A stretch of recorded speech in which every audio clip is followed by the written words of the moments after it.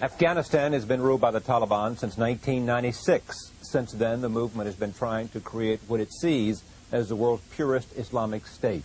Earlier this month, the Taliban destroyed 2 giant Buddha statues and other objects at an ancient site of Bamiyan. And they've been linked with Arab radicals such as Osama bin Laden. Joining me now from Washington, Syed Rahmatullah Hashemi. He is a representative of Afghanistan Foreign Ministry and a special assistant to the spiritual leader of the Taliban, Mullah Omar. Here in New York with me, Barnett Rubin. He is the Director of Studies at the Center on International Cooperation at New York University.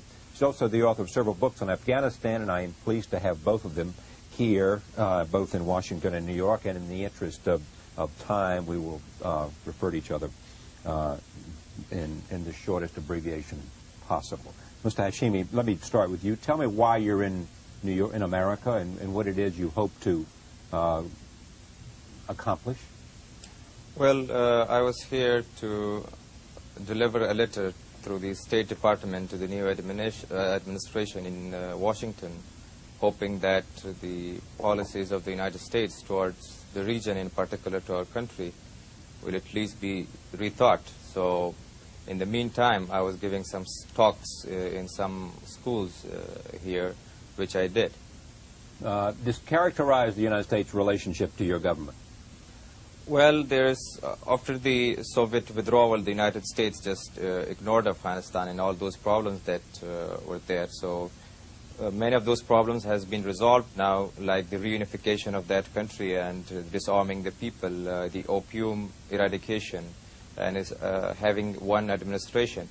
Now there is one problem, that is the terrorism existence of bin Laden in Afghanistan.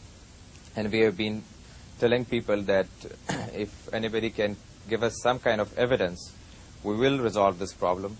But so far we have not been given any kind of evidence that shows that bin Laden is actually a terrorist. Is it your position that bin Laden is not a terrorist, and your government's position that he is in fact not a terrorist, and that he is in fact not taken credit for terrorist acts, and that he does not, both in his rhetoric, suggest terrorist acts against the United States? Well, he says that he has done nothing, and we don't know anything. If anybody claims that he is a terrorist, should prove it. Well, but his rhetoric suggests that he is, does it not?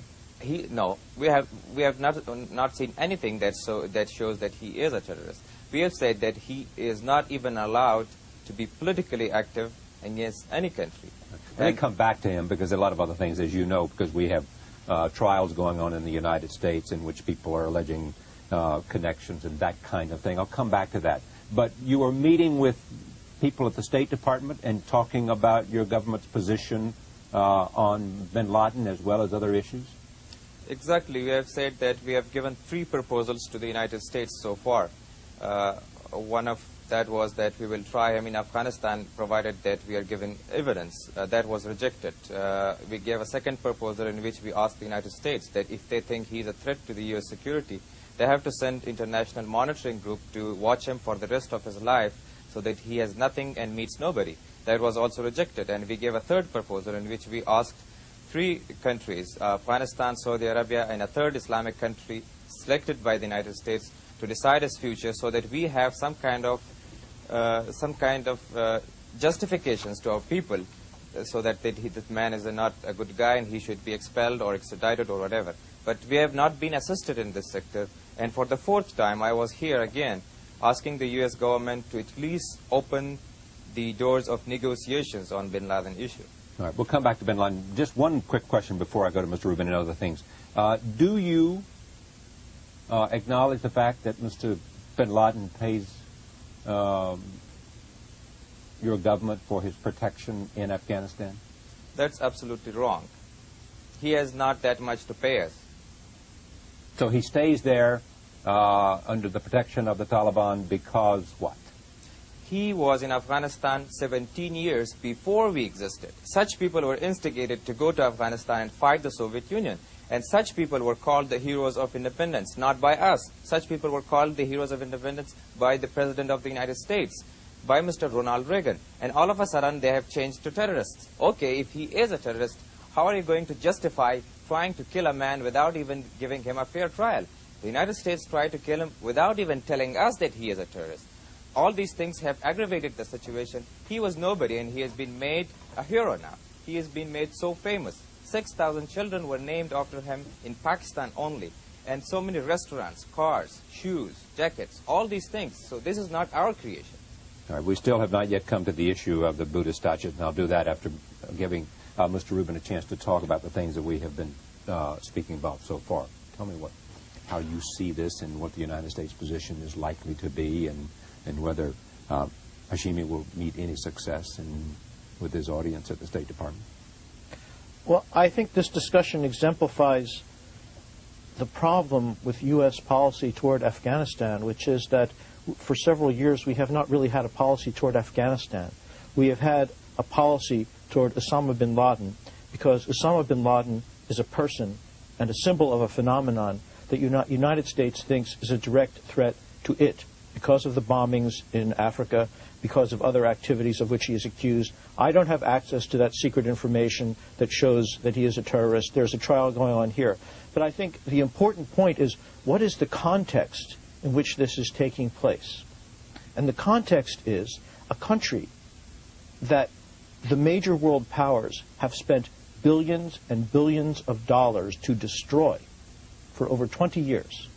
A country which was one of the poorest countries in the world at that time, and which has lost much of what they had, both in buildings, roads, government structures, and most important, people, and educated people. So that someone like Mr. Hashemi, who is a 24-year-old former refugee, is one of the most polished and educated people that the current authorities in Afghanistan have to send to the outside world. Because all the other people who were educated and were specialists were killed, jailed, or expelled, and are living as refugees in various places. Now, that is a context in which any assistance is welcome.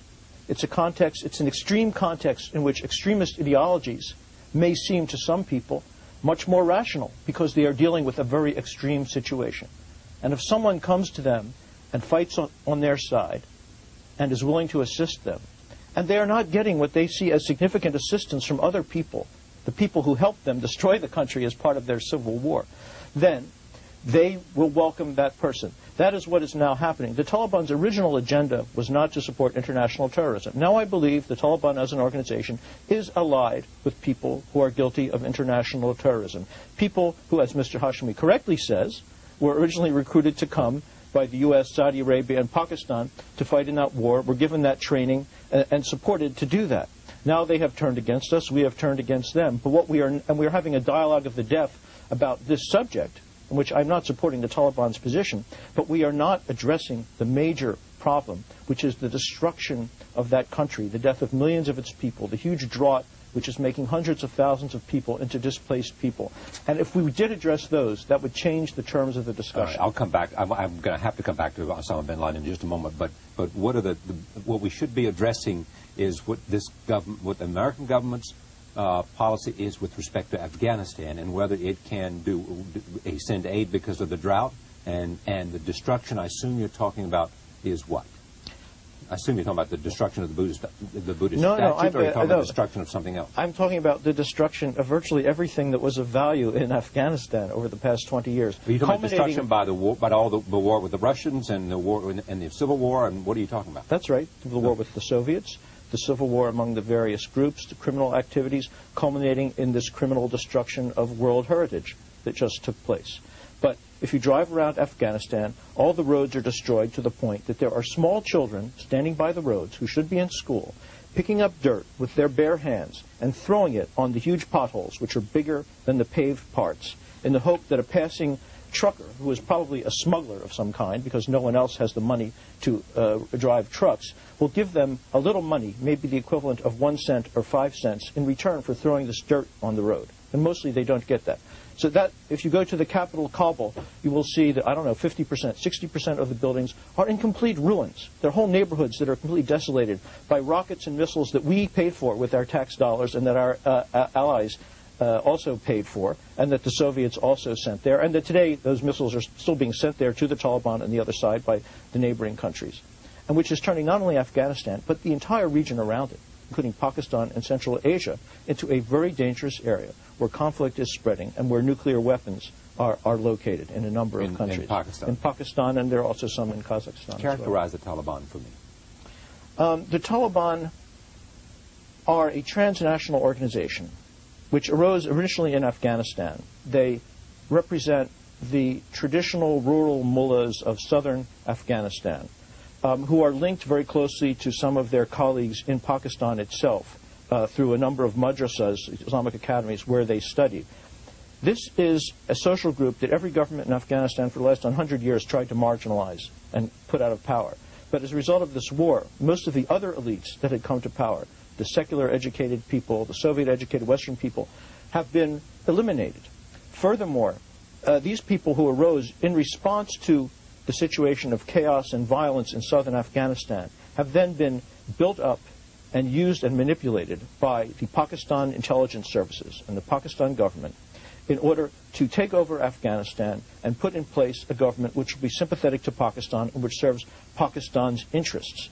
They have imposed on Afghanistan a kind of vision which is typical of their social origin, that is, these rural Islamic leaders, but in turn radicalized by this experience of war, and which is very different from and opposed to the views of what kind of government there should be among the urban population, the educated population, and the other ethnic groups in the country. A couple of quick questions about other personalities. One, Mr. Massoud, what do you make of him?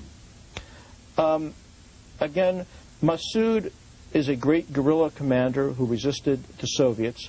What he has turned into, however, is essentially a kind of ethnic leader.